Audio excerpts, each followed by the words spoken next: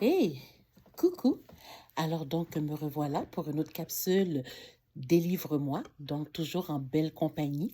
Alors donc, je vous salue, mes chers amis travailleurs de nuit, les insomniaques qui viennent toujours se joindre à nous et ceux qui habitent de l'autre côté.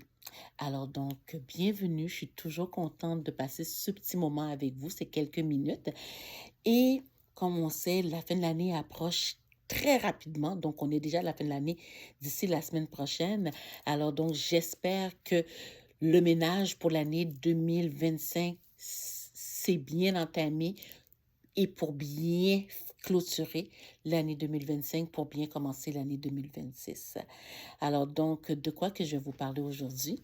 Donc, comme vous savez, depuis quelque temps, je suis pas mal nostalgique. Ça, c'est le temps des fêtes qui me rend comme ça. Ça me rend pas mal nostalgique. Donc, je retombe toujours sur mes anciennes habitudes. Donc, j'aime flirter avec une certaine époque. Donc, pendant que j'étais en train de regarder justement mini-série, donc j'ai terminé d'écouter L'amour en héritage, j'ai terminé la première partie de Lace, puis j'ai dans la tête l'écho de ma petite sœur qui me dit, mais t'es pas tannée de tout le temps écouter les mêmes films, les mêmes téléséries, t'es pas comme juste tannée, mais semble que tu connais l'histoire pas mal par cœur. Puis moi qui a toujours le plaisir de lui répondre, non, c'est toujours un plaisir de retomber justement sur ces émissions-là parce qu'il y a des fois, tu sais, c'est comme il y a des affaires qui nous tombent, oh, j'avais pas vu ça la dernière fois ou j'avais pas compris ça de cette façon-là. Puis ça nous permet de faire une analyse un petit peu plus différente de chaque fois qu'on a la possibilité de le voir. Même si ça fait 10 fois, 20 fois, cinquantaine de fois. Donc, c'est ça le sujet, c'est tout simplement de revivre une histoire. Et où est-ce que je trouve un petit peu ça bizarre? Je suis capable de m'asseoir pendant des heures, revivre mes téléséries, revivre mes films, revivre les mini-séries, mais pour X raisons que j'ignore, je ne suis pas capable de revivre une lecture. Du coup, terminé, je passe à autre chose, je ferme la page, c'est bouclé et l'histoire est là pour rester là pour encore très longtemps. Oui, je vous dis très longtemps parce que il y a des livres que j'ai lus enfant puis que je me souviens encore du résumé comme si je l'avais lu hier. Mais pourquoi c'est comme ça? J'ai aucune idée. Parce que malgré que je dis que je n'aime pas relire, j'ai quand même relu au moins sur les peut-être 2000 livres et plus que j'ai lus dans ma courte vie, j'en ai peut-être lu deux. Et je vous explique. J'ai relu Après la pluie le beau temps de la comtesse de Ségur, simplement pour simple plaisir. C'est un livre que j'avais lu la première fois, j'avais 8 ans. L'âge adulte est arrivé, je tombe dessus, je me suis dit, ah, pourquoi pas retomber là-dessus juste pour voir. Et oui, je suis retombée sur le charme. Il y avait certains épisodes que j'avais oubliés et le relire m'a quand même fait sourire. Deuxième livre que j'ai relu dans ma vie, c'est Les filles de Caleb d'Arlette Couture. Et je vous explique.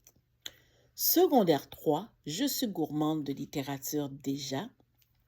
Je lis tous les livres qu'il y a à la bibliothèque et j'entends parler des filles de Caleb, mais qui n'étaient pas encore popularisées.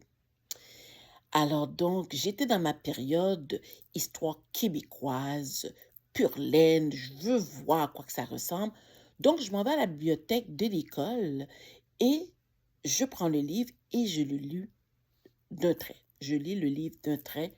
Histoire très intéressante, l'histoire d'Émilie Bordelot et de son éternel amour pour son novilla Pronovo. Un livre qui est basé justement sur une histoire vraie, qui est basé sur la grand-mère ou l'arrière-grand-mère d'Arlette Couture. Donc, encore une fois, j'ai lu ce livre-là, j'étais en secondaire 3. Secondaire 4 arrive, on reçoit justement les documents pour la rentrée d'école, on reçoit la liste scolaire. Parmi la liste scolaire, la lecture obligatoire pour le cours de français, Les filles de Calais. Alors, comme je suis là, puis je me dis, est-ce que je dois le lire? Est-ce que je dois avouer à mon professeur de l'avoir déjà lu?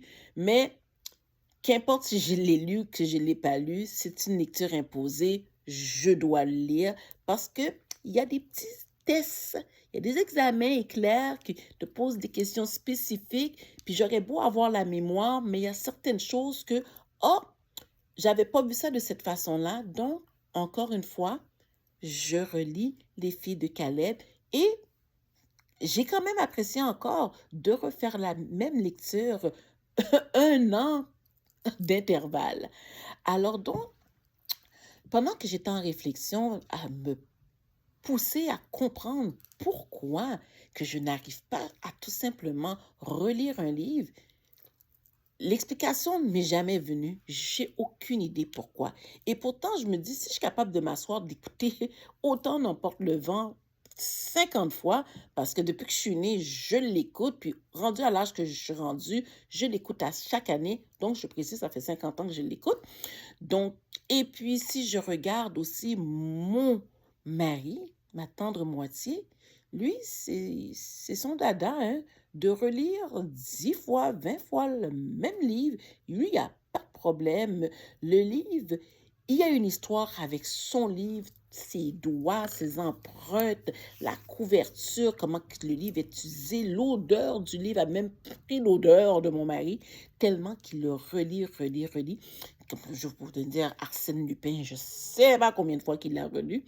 Donc, je me suis dit, cette année, donc, c'est sûr que je termine mes lectures pour d'ici le 31 décembre. J'ai encore peut-être un livre, peut-être, si j'ai le temps de faire pour le mois de décembre, sans pression, parce que je me suis promis cette année, j'allais finir ça en 12 sans pression. Mais je me suis dit, pourquoi pas mettre dans ma palle un livre que j'ai lu dans le passé, puis que ce livre-là m'avait quand même touché, que j'ai quand même aimé. Pourquoi pas revivre l'histoire? Donc, si, comme je dis souvent, mon livre préféré, c'est Le Comte de Monte Cristo, mais je l'ai quand même lu une fois. Est-ce que je devrais remettre ce livre-là dans ma palle? Ou Le Parfum, un livre magnifique?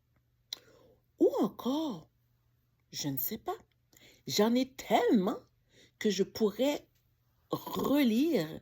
Mais je me promets aussi quand même de relire un livre que il y a un bon 10 ans d'écart. Je ne lirai pas peut-être un livre que je lis l'année passée ou il y a quelques mois de ça, mais qui a peut-être quelques années d'écart.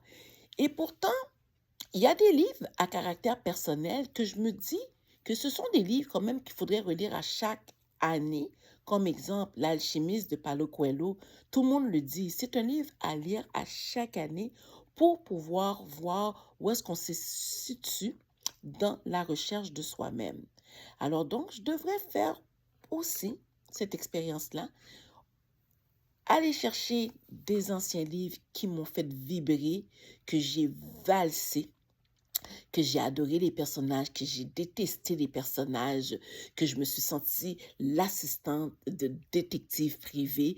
Donc, donc, je me promets pour l'année 2026 de mettre au moins un livre, sans me donner de la pression, dans ma palle, un livre que j'ai beaucoup aimé et que j'aimerais relire, revisiter ce que j'ai peut-être oublié. Alors donc, sur ce, je vous laisse là-dessus. Donc, n'oubliez pas, peut-être pas la même heure, mais c'est sur le même poste. Continuez à me partager, à aimer ma page et surtout à me faire des suggestions. Et venez tout simplement me rejoindre sur TikTok dans Délivre-moi, le numéro 0. Donc, sur ce, bonne fin de nuit. Je vous embrasse. Bye bye.